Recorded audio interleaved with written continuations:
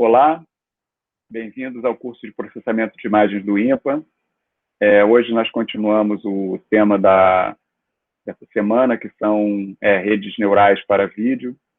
Mas antes eu queria só destacar aqui na página de etc., né, uma notícia nova que eu coloquei hoje, que é interessante, que tem relação com identificação de faces e possivelmente tracking, né?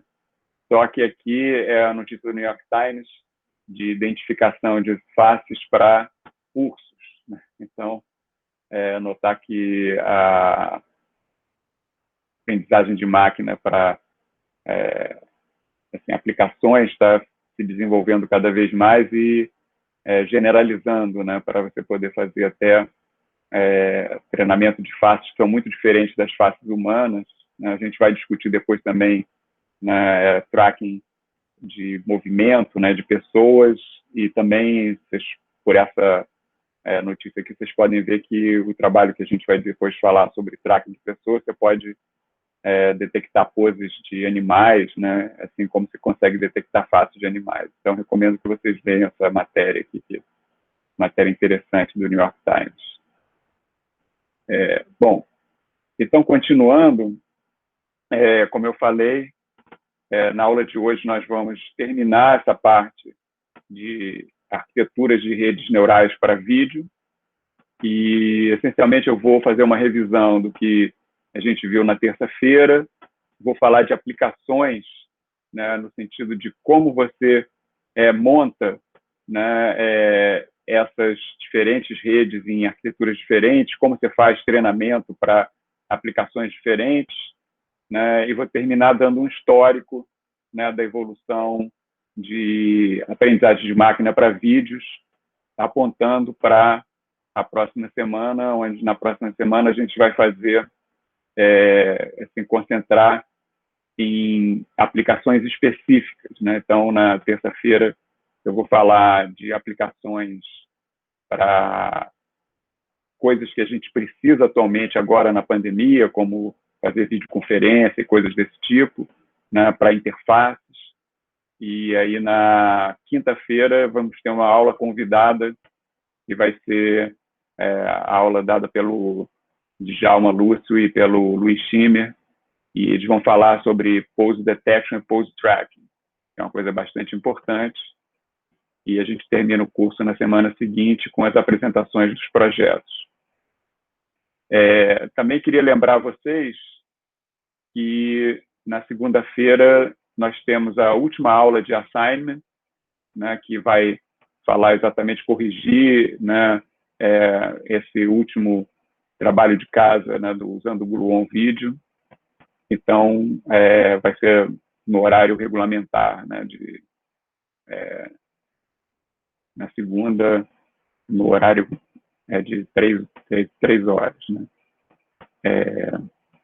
Bom, então agora a gente vai passar para a aula de hoje, onde eu vou falar de algumas aplicações, estendendo o que a gente viu na aula passada, porque na aula passada a gente falou essencialmente de classificar ações, né? Agora a gente vai entrar de maneira mais profunda nisso, né? E a ideia é o seguinte: o que nós vamos falar na verdade, de atividades humanas em geral, né? Então, a ideia é falar de entender atividades humanas, não só ações, né? E, obviamente, como eu mostrei, né, nessa notícia do New York Times, tem outros tipos de atividades que a gente pode querer entender, por exemplo, né, atividades dos animais, né? Então, é um negócio importante, né? Isso é estudado, inclusive, por cientistas, né? Está cada vez mais importante esse tipo de coisa, né? Nós vivemos aqui na Terra, né, com outros seres, né, que a gente tem que entender também.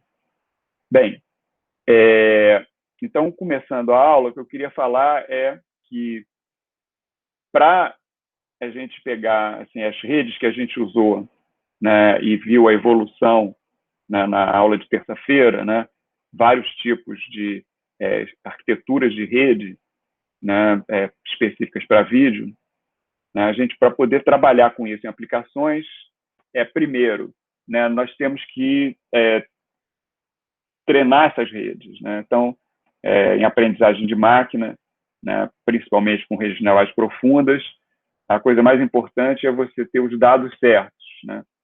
Então, para cada tipo de aplicação, a gente vai ter conjunto de dados diferentes. Na aula passada, eu mencionei alguns tipos de dados que eram usados e hoje eu vou detalhar isso mais, né?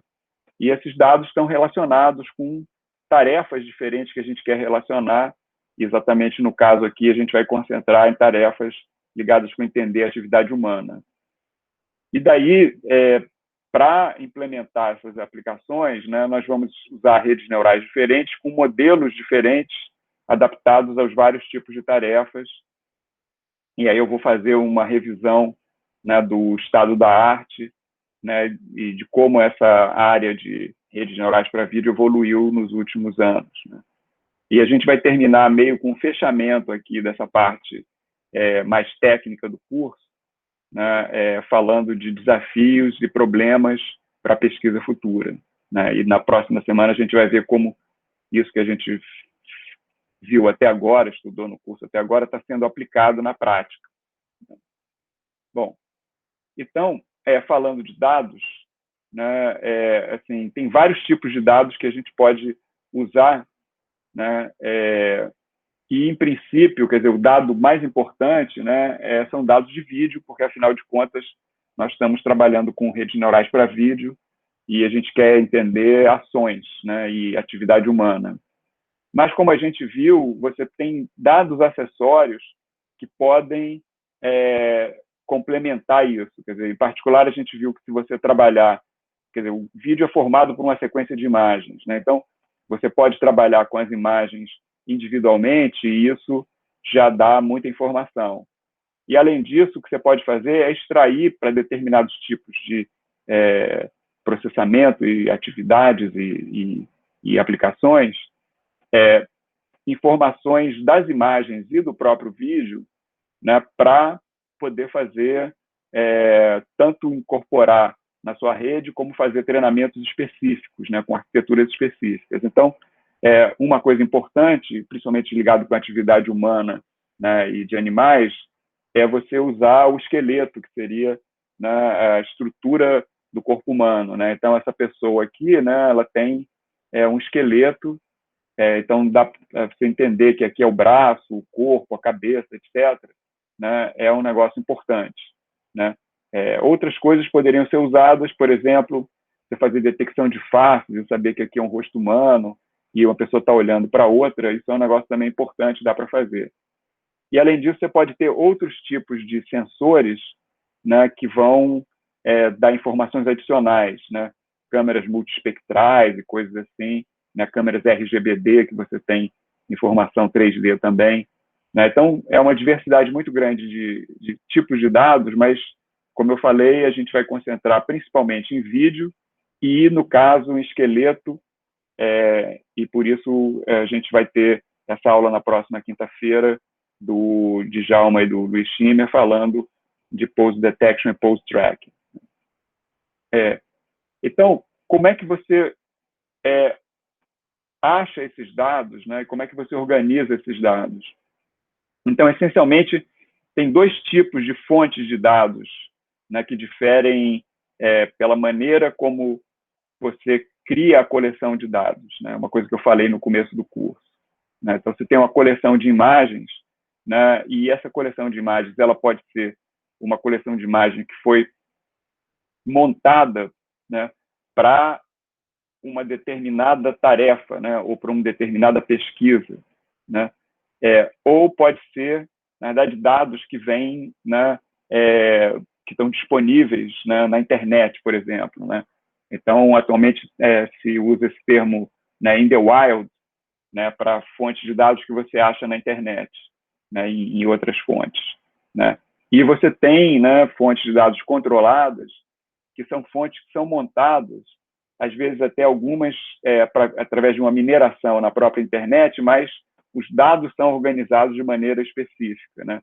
Então, por exemplo, né, eu falei aqui no curso do Imaginet, né, que é um banco de dados que foi feito especialmente para poder fazer treinamento de classificação de imagens, né, em cima da WordNet, e tem toda uma estrutura de rótulos, né, que é voltada para esse tipo de desafio, né, de você entender cenas, né, e fazer classificação de cenas do mundo real, né. E a mesma coisa você tem isso para vídeo, né. Então a gente vai falar um pouco mais para frente sobre isso, mas tem vários tipos, né, de bancos de dados criados de uma maneira controlada para vídeos, né. Então tem esse aqui, né, o Weissman Dataset, né, que exatamente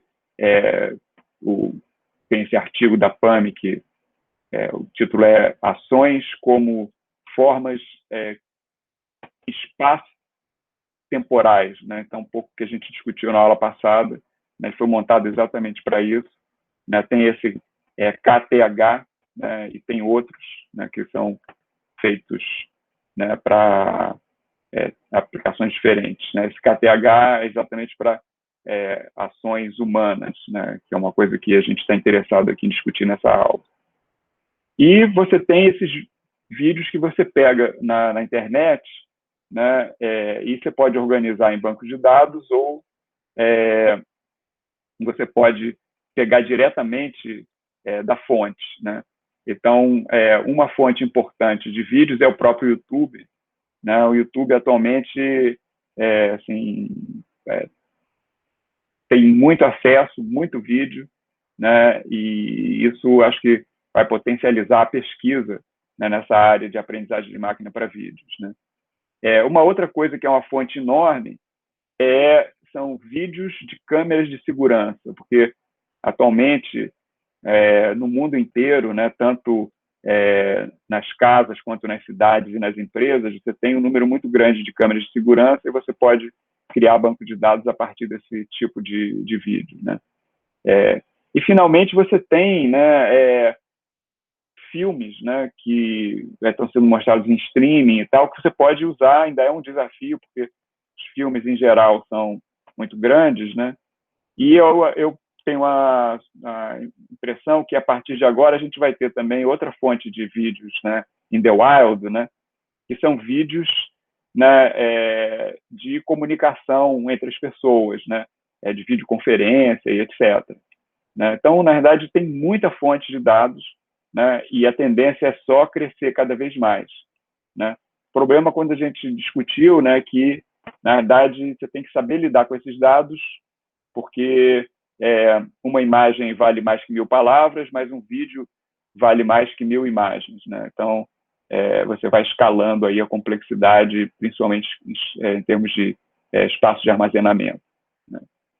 E como eu falei em relação ao ImageNet, né, a gente está querendo trabalhar com atividades humanas, então você quer classificar as coisas, tem toda uma hierarquia de classificação, né? Não sei se dá para ler aqui, né, nesse diagrama, mas aqui a gente está focando, né, em atividades, né, feitas em casa, né, de seres humanos. E aí você vai colocando coisas ligadas com animais, fazer exercício com animais, andar com cachorro, né, tomar cuidado com o animal, dar banho no cachorro, coisas desse tipo, né? E aí você vai tendo toda uma hierarquia de coisas aqui ligadas com atividades domésticas, vamos dizer assim, tanto no interior quanto no exterior de uma casa, né? Do mesmo jeito você poderia ter atividades, né, numa empresa, né, numa indústria, né, e coisas assim, né? Então, na verdade, se você vai fazer aprendizado supervisionado, né, você tem que pensar como fazer isso, né? E isso também é um desafio, porque, assim, como eu falei, o ImageNet ele foi baseado, né, no WordNet, que era já um banco de dados muito estruturado, né, em termos da linguagem humana, né? Processamento natural de linguagem, coisas assim, né? E daí esses conceitos, né, da linguagem humana foram passados para cenas, né, do mundo real, né? E isso funcionou muito bem, né? Para atividades, né, ações, né, você teria que fazer uma coisa semelhante, né? E aqui é um exemplo de como fazer, mas não existe nada estruturado, né, assim, de pesquisa anterior para isso. Então você tem que fazer isso para cada tipo de atividade, né? Eu mencionei na aula passada, por exemplo, uma que não é muito difícil de fazer e foi feita é aquela de esportes, né? Porque esporte é uma área que está toda bem estruturada e você tem as ações, os conceitos e a ação é a coisa mais importante no esporte, né? Mas assim teria que fazer isso em relação a outras atividades também e isso também é uma coisa que provavelmente vai ser desenvolvida no futuro, né? E aí aqui eu queria mostrar para vocês exatamente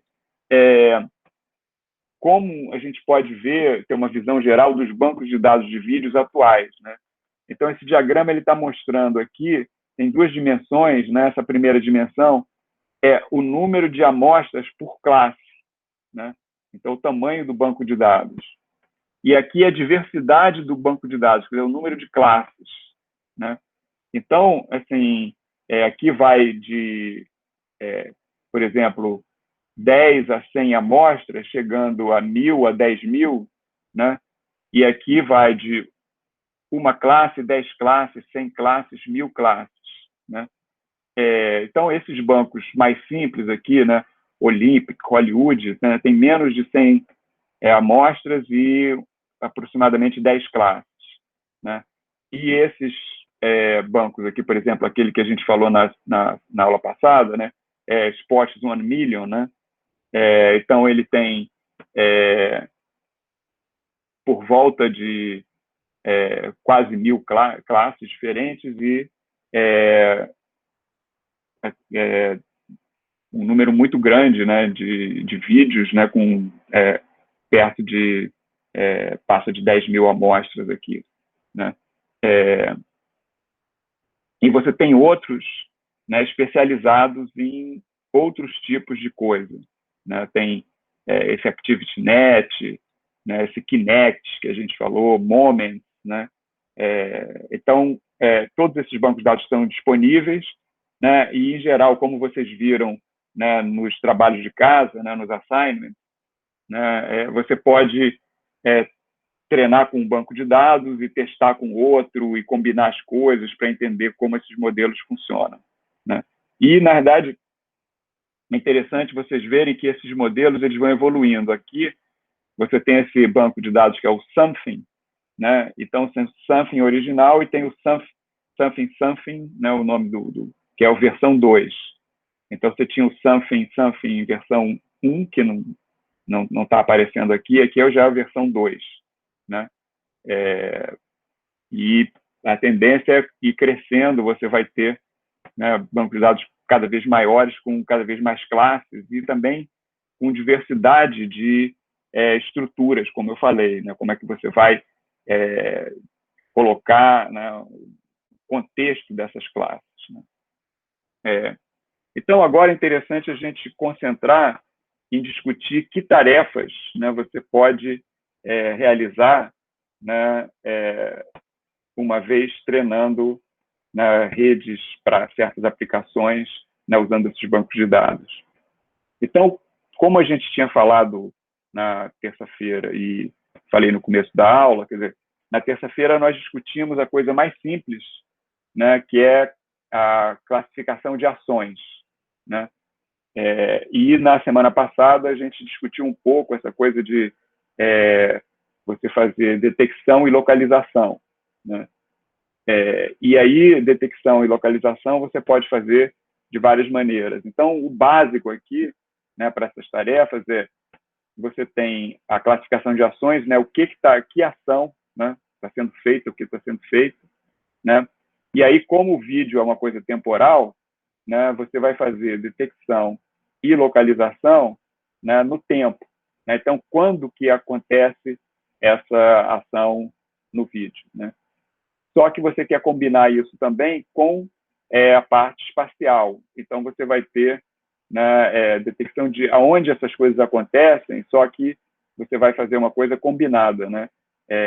A detecção da ação espaço-temporal, né? Então, isso aí, de uma certa maneira, cobre, né, a coisa básica né, de você ter uma ação e detectar ela no vídeo e ver onde ela acontece, né? E daí, a partir daí, a gente vai criar estruturas para entender mais o que está acontecendo numa cena, né? Vocês poderiam pensar, assim, esse tipo de análise, no limite, por exemplo, você está assistindo a um filme, né? Você está extraindo uma porção de informações, né, para entender a história, né? Então, no futuro, o que a gente vai querer é treinar uma rede neural, né, para vídeo, para, por exemplo, assistir um filme e entender essa história, né, e poder fazer coisas, responder coisas sobre esse filme, né? Então, isso aqui é a base que você constrói para você poder chegar nesses níveis mais altos cognitivos, né, de estrutura, né? E aí, tecnicamente, né, como você vai fazer isso, né? A gente até falou isso um pouco na aula passada e na semana anterior, né? Que você pode ter arquiteturas que são online ou offline, né? E aí as coisas online, em geral, você vai querer fazer tudo em tempo real, né? As estruturas offline, você pode ter um pós-processamento e o treinamento entra de maneiras diferentes aí, né? E em função do treinamento, o treinamento pode ser, né, uma aprendizagem supervisionada ou uma aprendizagem não supervisionada, ou até uma aprendizagem semi-supervisionada, combinando essas duas coisas, né? Isso também é uma coisa que vai ficar cada vez mais importante na hora que você coloca simulação aí no meio, e aí dá para fazer coisas semi-supervisionadas. E pensando em atividades humanas, né, aí você tem, na verdade, a questão de ações que são feitas por uma única pessoa ou ações de várias pessoas, né?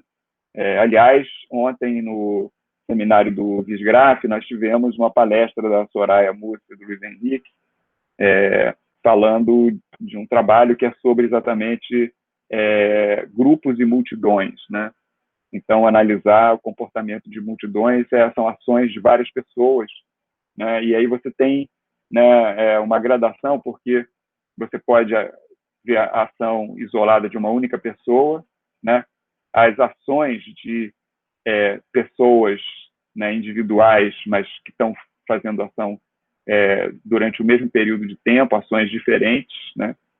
E você pode ver o que foi discutido na palestra do seminário de ontem, ações de grupos, quando o grupo inteiro tem uma ação que é caracterizada de uma única forma, né? A multidão, ela está todo mundo andando numa fila para um certo lugar, para passar por uma porta, ou outro tipo de coisa, né? Então, aí são vários tipos de ações, né, que levam em conta se você tem desde uma pessoa até um grupo, até uma multidão, né? E aí, a outra coisa, quando você vai identificar as ações, né, como você vai caracterizar isso, né? Você pode rotular, né, e esse rótulo é uma coisa muito precisa, está baseada numa classificação, ou você pode usar uma classificação mais relaxada, vamos dizer assim, né, usando o bom senso e a linguagem natural, né? Você pode descrever o que é uma ação, né? Isso, inclusive, eu falei anteriormente no curso, né, de você ter uma imagem e ter a legenda da imagem, né? Então, você poderia imaginar que você tem um vídeo e tem uma anotação em linguagem natural descrevendo o que está acontecendo no vídeo de uma forma livre, né? Como se fosse uma legenda que está mudando, né? Então, isso tem aplicações, né? Porque, por exemplo, uma pessoa que tem dificuldade com a audição ou coisas assim, né? Ela pode estar vendo um vídeo e tem informações complementares ali que aparecem, né, no captions, né, no que eles chamam, né, que seria as legendas que aparecem, né? E ao mesmo tempo também você pode, se não tiver o vídeo, entender a ação através dessa descrição, né, que vai variando ao longo do tempo. Então, isso aí é a parte básica das tarefas, né? E aí, assim, eu queria discutir com mais detalhe isso. né? Então, a primeira coisa que a gente viu, né, na aula passada, né, é a classificação, né, de ações, né, de uma única ação, né, de uma única pessoa no vídeo, né, e usando aprendizagem supervisionada com rótulos, né?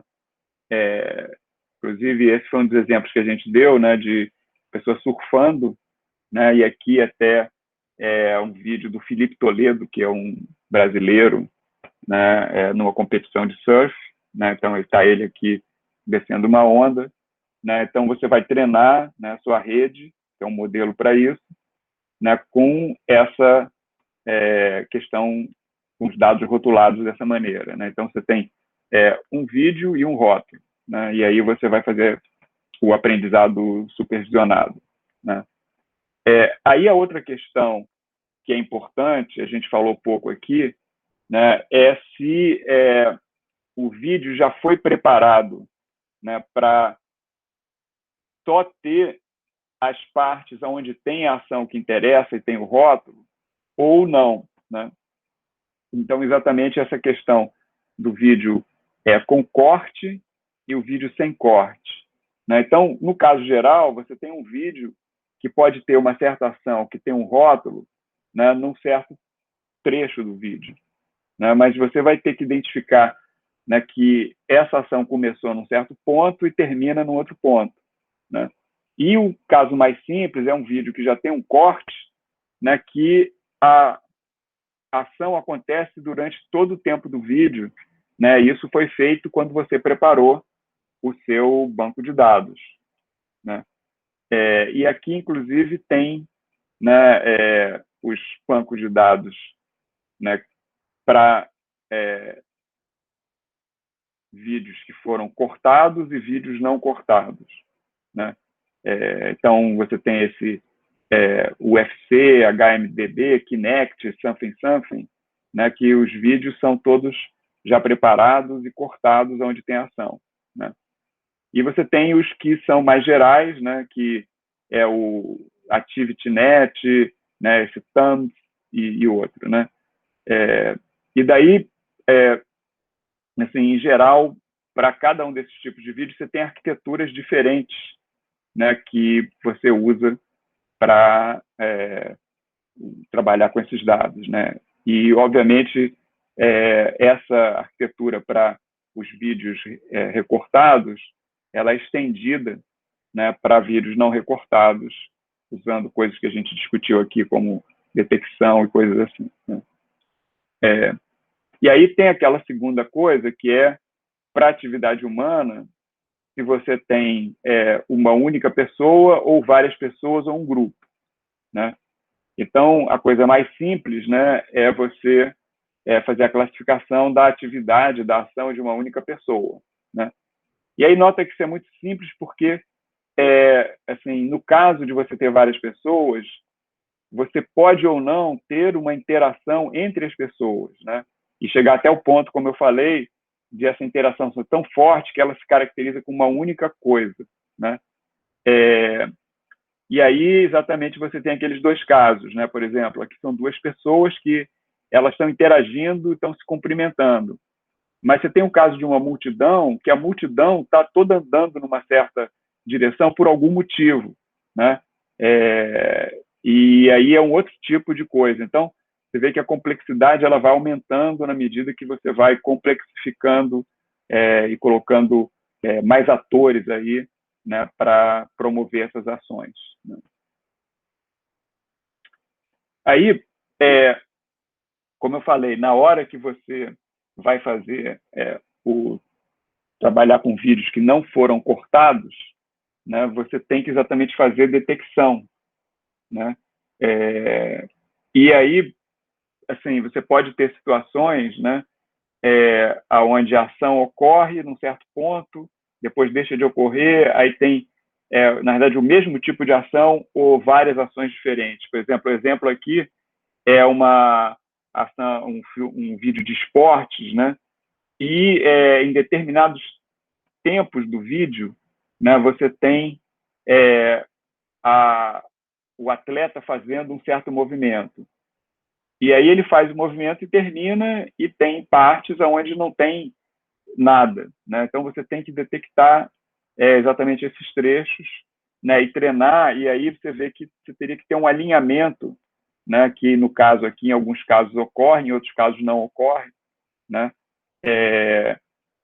De detectar o início e o fim, né? Então, quando você tem o vídeo sem cortes, você vai, na verdade, querer sair com a ação, né? O rótulo da ação, e, na verdade, o timestamp, né, que seria o indicador da onde começa e da onde termina aquela ação, né? Seria equivalente quando a gente viu detecção espacial daquelas caixas, né, que estão marcando onde a pessoa está na imagem, né?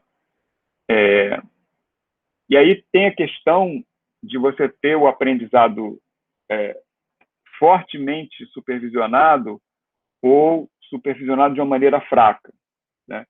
Então, a diferença é que você pode dar um vídeo, né, que você diz, olha, nesse vídeo aqui tem pessoas pulando e andando, né?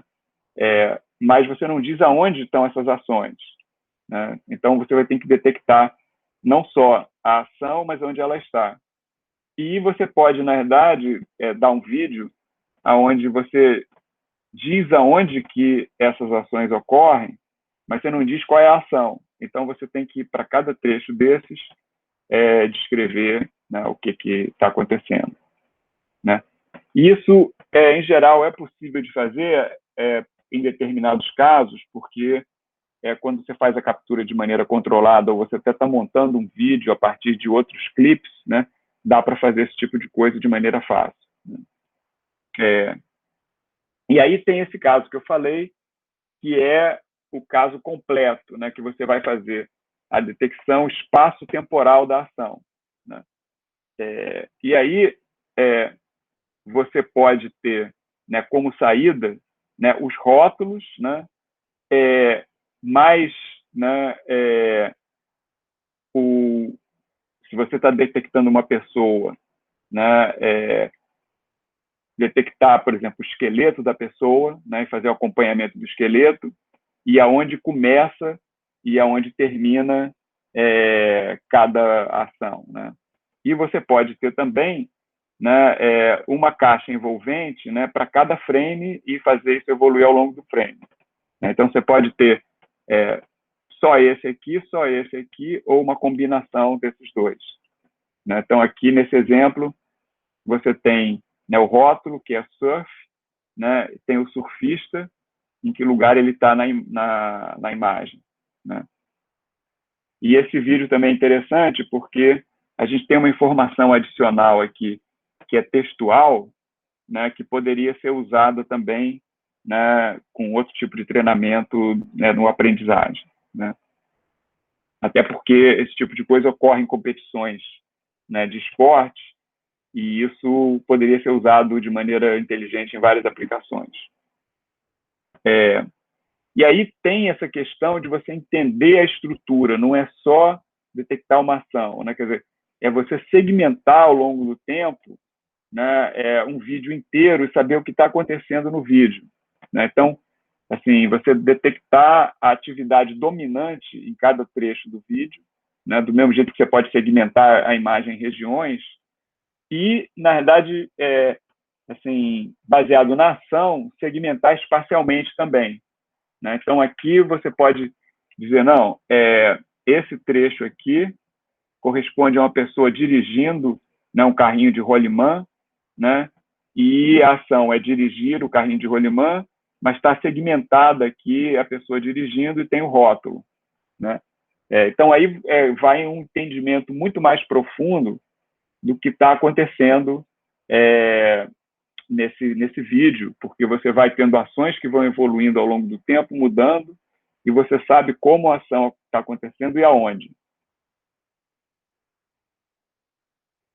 E aí tem a outra questão que a gente viu de como isso é processado, né? Então, pode ser offline ou online, né? Então, quando ela é online, né, o caso offline é o caso mais simples, né? Controlado, etc., né?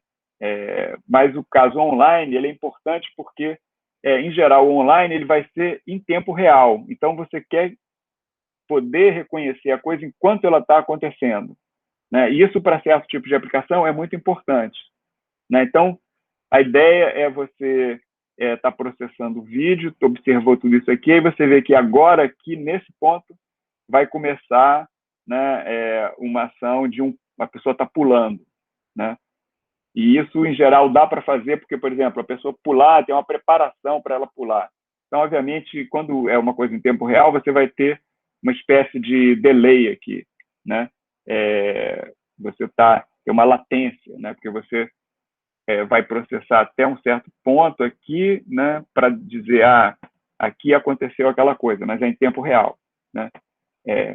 E aí essa questão da predição, quer dizer, você pode, na verdade, ter antecipação, porque certas ações elas podem levar a outras ações, né? Do mesmo jeito que quando você está trabalhando com linguagem natural, tem uma estrutura da linguagem que você já viu, né, o que aconteceu até um certo ponto, muito provavelmente vai ter a probabilidade de aparecer uma outra palavra ali por causa da estrutura da linguagem, né? Do mesmo maneira, quer dizer, para ações isso também existe, embora não seja tão estruturado quanto na linguagem, né?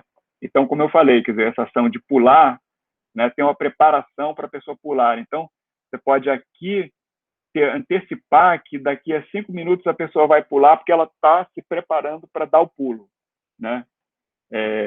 E isso é uma outra modalidade, né, que você usa para fazer no treinamento da rede neural para vídeo. Então, aí, com isso, a gente passa para analisar e discutir os modelos, né, que são usados em várias aplicações, e a gente vai dar uma revisão geral do que a gente viu na aula passada, na terça-feira, chegando a coisas mais especializadas, né? Então, assim, essencialmente os modelos, a gente vai querer representar, né, as informações que estão no vídeo ligadas com ações, né, com movimento, né? E aí a gente já viu na aula passada, né, coisas ligadas com redes de convolução, né, ligadas com redes recorrentes, né? Eu vou falar um pouco aqui de redes de grafos, né, no final, né? E vou falar de umas coisas que a gente não falou na aula passada, que são modelos que são precursores das redes neurais para vídeo, mas que têm estrutura muito interessante. Quer dizer,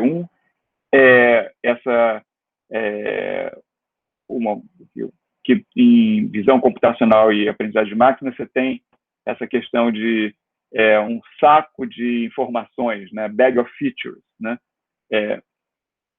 E aí você pode ter sacos de informações que são espaço-temporais, né?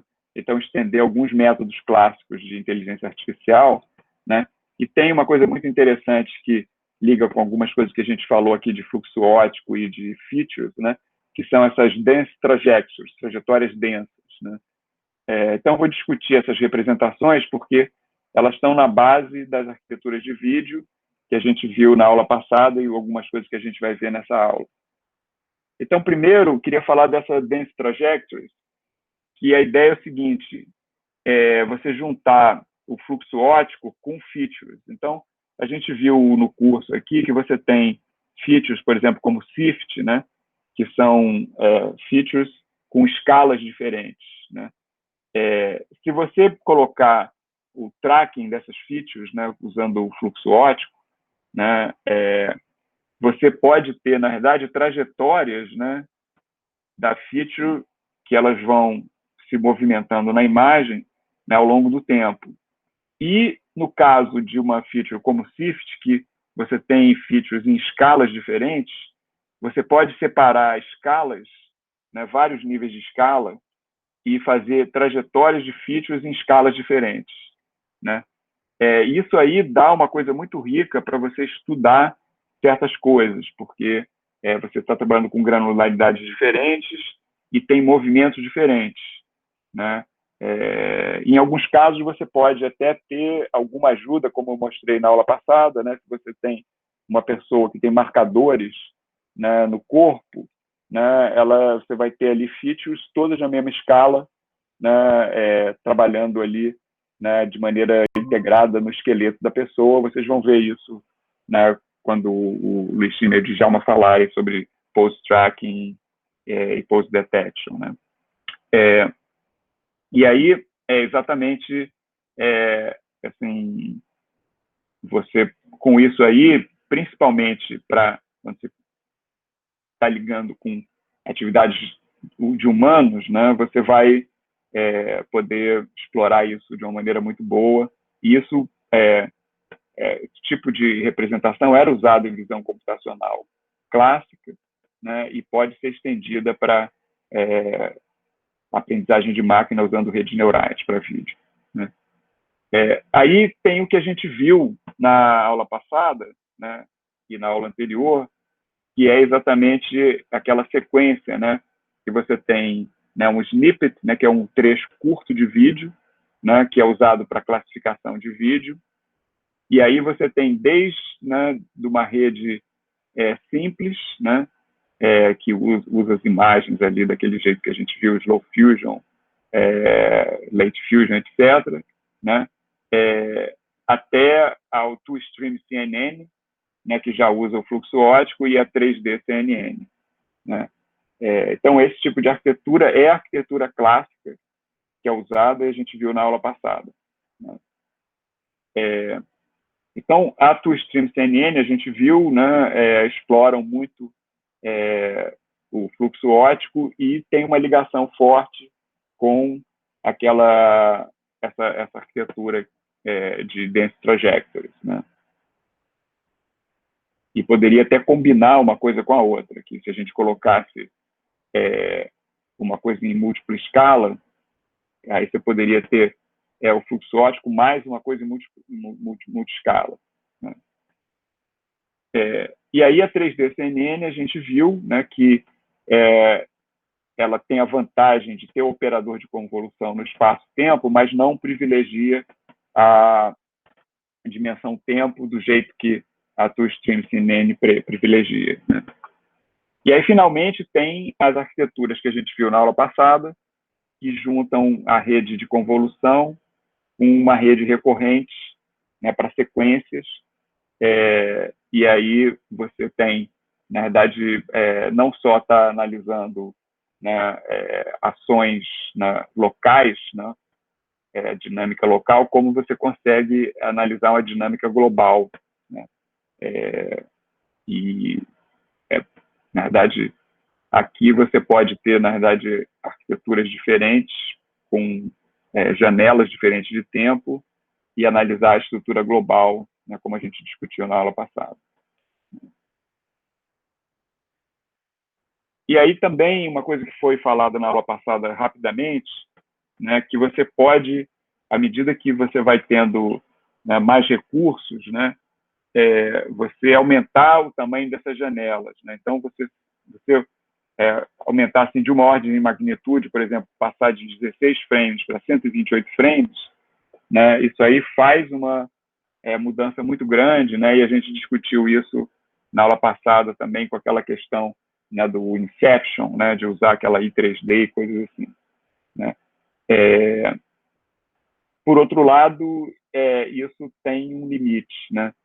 Mais uma outra questão ligada com isso, né, que aqui você pode imaginar, são 16 frames, né, mas qual é o tempo desses 16 frames, né? Então, se você vai pegar 16 frames espaçado num certo intervalo de tempo e 128 frames espaçado no mesmo intervalo de tempo, né, você está tendo tipos de amostragem diferentes que pode ser combinada com o tamanho, né, assim, o número de dados que você processa, né, e como esses dados estão amostrados no tempo, né? Então, é uma outra questão da estrutura aqui, né? E aí tem um negócio interessante que a gente não falou na aula passada, mas você, na verdade, criar a estrutura a partir de tentar identificar num vídeo, né, você fazer uma segmentação do vídeo, né, de coisas interessantes, e isso ser como se fosse um elemento estrutural que você vai processar ele de alguma maneira, né, para combinar, né, usando uma lógica para ver como essas ações se combinam ao longo do tempo, né, num vídeo onde você tem coisas mais complexas, né, em termos cognitivos, em termos de estrutura, né? Então isso exatamente seria a continuação, né, de você pegar e não só ter uma rede recorrente que está analisando ações, né, globalmente, né, ao longo do tempo, mas criar estruturas globais onde você vai ter outros níveis cognitivos de ações, né? Porque você pode ter uma ação que está interagindo com a outra e coisas assim que a gente viu como exemplo bem no começo do curso, alguns exemplos que eu mostrei, né? Uma pessoa entrou na sala, cumprimentou a outra e saiu, etc. Então, você pode criar isso para entender o que está acontecendo numa sequência, entender a história, vamos dizer assim, como eu mencionei antes, né? E aí, finalmente, tem aquelas coisas que a gente discutiu, né? Como você modela, né, essa relação espaço-temporal, né? A gente viu a coisa mais básica na aula passada, né, da convolução, né? E eu falei rapidamente de modelos de atenção, né? Hoje eu vou falar um pouquinho dessa parte de convolução usando grafos e vou também falar uma coisa para destacar a importância, né, de quando você tem seres humanos, de detectar pose, né, que você pode ter uma atenção que ela é ligada com a pose, né, das pessoas, né? E aí isso aqui vai ligar a atenção com grafos, né? Então, exatamente isso que eu estava falando, quer dizer, se você tem esses modelos de atenção que a gente viu na aula passada, né, você vai ter, né, uma estrutura, né, de convolução que ela não local, né? Ela está vendo a coisa globalmente aqui, né, usando aquele modelo de atenção que eu falei brevemente na aula passada, não expliquei em muitos detalhes, né? Mas ele olha a sequência inteira e ele vai fazer uma coisa que não é exatamente a convolução, mas é um tipo de aplicação, né, ligada com o processamento da imagem, né? Quando a gente estende a rede de atenção de linguagem natural para a imagem, né, que você pode incluir operações de imagem, né, de convolução para esses modelos de atenção, né? Mais uma coisa que, para ação, é muito efetiva, porque essas redes ficam caras, né, na hora que você coloca a convolução nas redes de atenção, né? Você pode fazer uma estrutura que essa estrutura, na realidade, ela vai ser baseada, né, em poses, em detecção de poses, né? E aí, isso dá uma capacidade maior para a rede, porque a pose você tem informação muito específica do que está te interessando, que é a ação de pessoas, né? Você tem uma estrutura, né, bem determinada e, em termos de volume de dados, ela é de mais alto nível e mais compacta, né? Então, você ter atenção que é guiada pela pose, ela leva a análise a um outro nível, né? E você vê que esses resultados aqui são bem recentes, né? São esses aqui, esse aqui é do ano passado, do CVPA de 2019, né? Então, isso é já do estado da arte aí nessa área, né? E isso leva exatamente a gente pensar nessas redes de grafos, né? Que é uma coisa que vocês poderiam imaginar que esse trabalho que o Djalma e o Luiz Siemens estão fazendo, a gente poderia usar esse tipo de estrutura, quer dizer, que você tem o vídeo, né? Você faz a pose estimation para cada fotograma do vídeo, você vai ter as poses, né? Uma sequência de poses, né? A pose, na verdade, ele é um grafo, né? E esse grafo está evoluindo ao longo do tempo, né? Porque você está fazendo tracking, e aí você pode ter uma estrutura de convolução em grafos para entender qual é o movimento que está sendo feito no esqueleto, né? E você fazer abstrações, tipo, ter coisas de, assim, uma estrutura de escala ali no próprio esqueleto, por exemplo, né? E para complexificar mais, você poderia ter, na verdade, vários esqueletos de várias pessoas e combinar isso, né? Então, isso é uma coisa bastante promissora também, né? Então, o que eu queria fazer agora é dar uma revisão e uma visão geral de como isso está evoluindo, né? Então, o que a gente pode ver é que, nos últimos 5, 6 anos, teve uma evolução muito grande dessas arquiteturas de redes neurais para vídeos, né? Então, assim, aquela arquitetura básica que a gente viu, que é o Deep Video, né, é de 2014, né? Então, logo depois veio aquela Two Stream Network, né, perto de 2015. E aí a coisa vai andando, né, para chegar, por exemplo, né, no C3D, né, entre 2015 e 2016, né, o I3D, que a gente falou aqui, né, e assim, até chegar nas coisas mais recentes que eu falei na aula passada, que é o Slow Fast, né, e, na verdade, esse X3D, que é uma evolução do Slow Fast, né? Então, isso aqui, na verdade, são trabalhos que foram apresentados esse ano no CVPR, né, que eu falei já no começo do curso, né, que o CVPR teve muita coisa de vídeo esse ano, né? Então, isso aí é o estado da arte, você vê a quantidade, né, de modelos e variantes, né, que apareceram só nesses últimos 5 anos, né? Então, para fechar essa aula e essa parte principal do curso, né, eu queria falar assim dos grandes desafios e problemas, né, que a gente tem, né, para avançar ainda mais, né? Então, assim, os desafios, assim, o primeiro, na realidade, é uma questão de eficiência, né? Porque, como eu falei, os vídeos são, na verdade, tem muitos dados, né, que tem que ser processados e se a gente consegue representações que são mais compactas, né? Por exemplo, uma coisa que você poderia imaginar fazer é, assim, quando uma pessoa está fazendo um vídeo para produzir um filme, uma coisa assim, né, na edição ele usa o vídeo sem compressão, que ocupa muito espaço. Mas quando você faz streaming, né, na hora que você faz streaming, você está comprimindo, porque senão você não teria banda para poder transmitir essa quantidade de dados, né, em tempo real, né? Então, se você pudesse processar a partir de um vídeo comprimido, né, isso vai dar muito mais eficiência. E exatamente isso é uma das coisas que essa arquitetura aqui, X3D, que foi lançada agora, está explorando, né?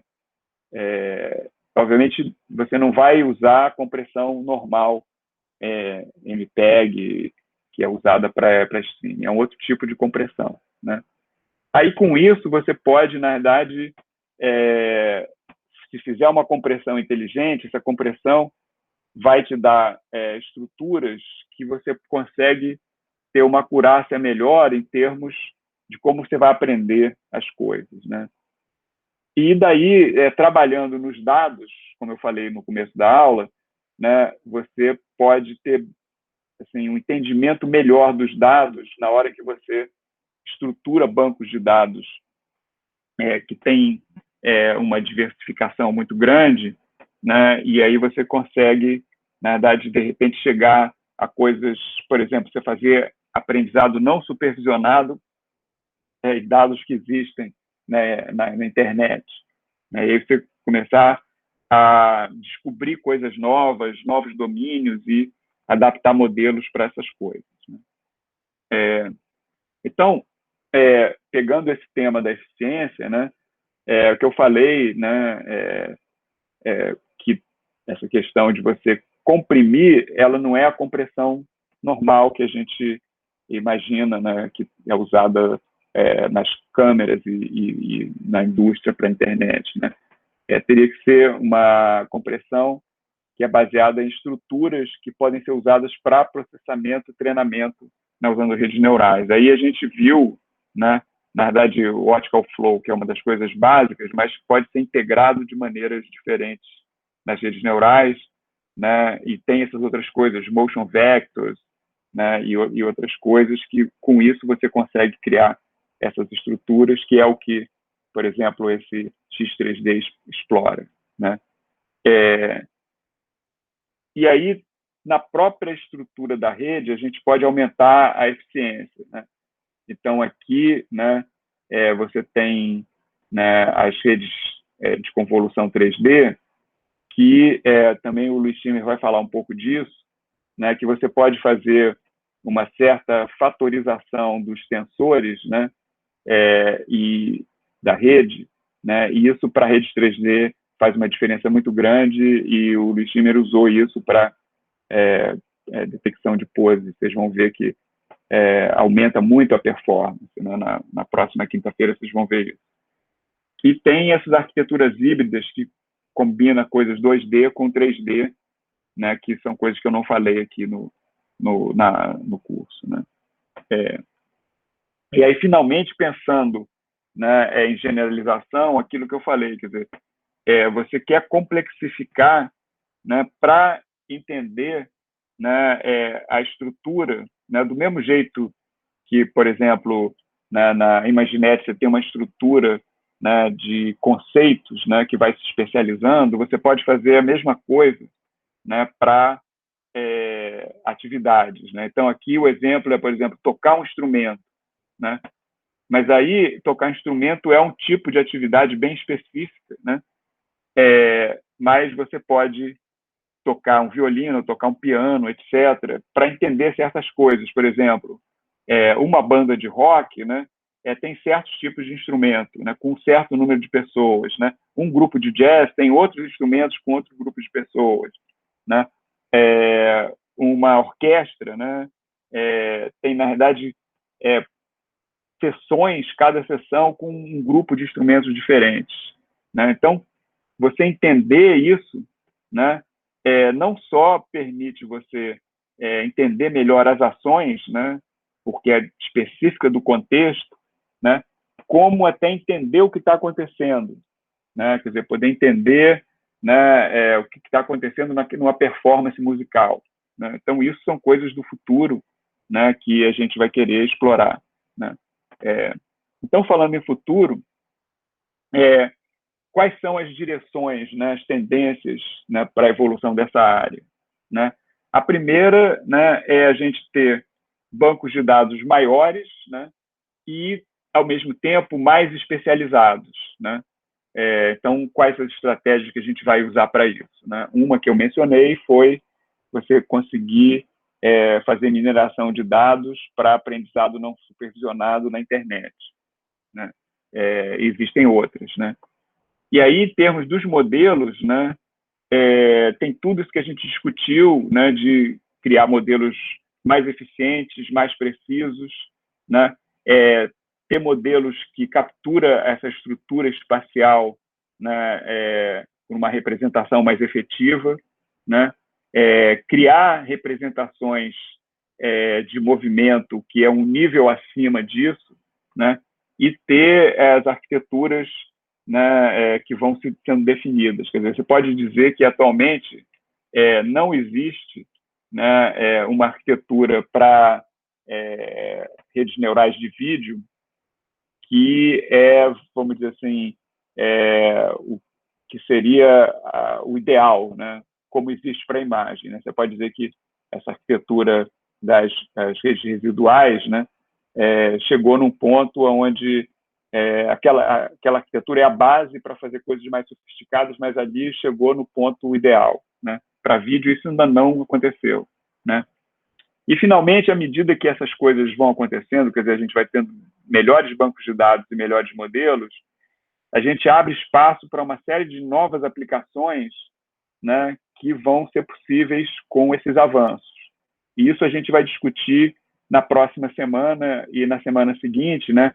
Aplicações em entretenimento, em videoconferência, né, ligado com atividades humanas e coisas assim, né? Então, só para finalizar, né, essencialmente, daí a gente pode tirar 3 conclusões, né, quer dizer, que são os pilares, né, a base do futuro, né, o tripé, né, os 3 pilares do futuro, né? Então, o primeiro é o que a gente falou, quer dizer, você ter melhores representações, né, com modelos, né, que vão inovar, né, em termos da representação em si, da eficiência, né, e você ter estratégias efetivas, né, para pegar os dados e treinar essas representações, né, para chegar no limite aí da possibilidade, né, de você entender uma cena, né, dinâmica, né, de coisas que acontecem no mundo real, né. Aí tem uma coisa que a gente não falou aqui no curso, que eu acho que é uma direção muito importante para a pesquisa e vai predominar, né, daqui a um tempo, é isso que é chamado de aprendizado multimodal, porque eu mencionei rapidamente antes no curso, mas na verdade um vídeo ele não é só imagem em movimento. O vídeo tem áudio, né? E na verdade tem muitas coisas de novas mídias que além do áudio tem outras coisas. Então você pode imaginar, na verdade, que num vídeo você vai ter a imagem, né? Você tem áudio, você tem texto, você tem profundidade, tem uma porção de coisas, né? Quer dizer, se o vídeo vem de uma câmera RGBD, vai ter imagem e profundidade, né? Se o vídeo vem de um filme que tem legenda, né? Vai ter um texto, né? E normalmente qualquer vídeo tem um áudio junto, né? Então, na verdade, o ideal é você fazer um aprendizado, né, que vai procurar tirar informações e estruturas do vídeo como um todo, fazendo esse aprendizado multimodal. E daí dá para você explorar uma série de avanços em outras áreas de aprendizado de máquina, por exemplo, como eu falei aqui, né, de processamento de linguagem natural, né? E tem uma questão também que é importante, que é como você vai fruir isso, né? Que é a coisa da percepção, né? Então, um dos trabalhos que vai ser apresentado como projeto aqui no final do curso é exatamente fazer eye tracking, né? Então, a pessoa está olhando um vídeo, né? Para onde ela está olhando, né? Então, você pode, na verdade, fazer isso de uma ou várias pessoas olhando o vídeo, depois usar isso para analisar o vídeo, fazendo aprendizagem de máquina e aprender como as pessoas veem o vídeo, né? Então, tem muita coisa que dá para fazer, né, nessa área de aprendizado multimodal. Quer dizer, eu diria que esse aqui seria a primeira coisa que a gente já mais ou menos imagina o que é. Isso aqui a gente sabe que vai ser super importante, né? E aí a coisa final, né, é que, assim, até pela complexidade e o tamanho dos dados, né, tudo que foi feito até agora, a maior parte foi aprendizado supervisionado. Mas para a gente realmente avançar muito para frente, a gente vai precisar, né, fazer aprendizado não supervisionado e ter várias estratégias de fazer treinamento semi-supervisionado e não supervisionado.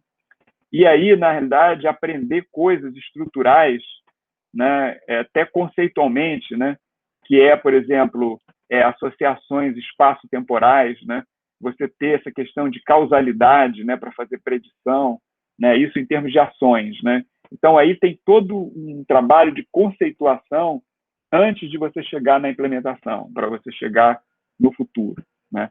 Então, assim, isso é a base das coisas, né, e eu imagino que daqui a alguns anos eu vou estar dando esse curso de novo e falando de como isso foi evoluindo, né?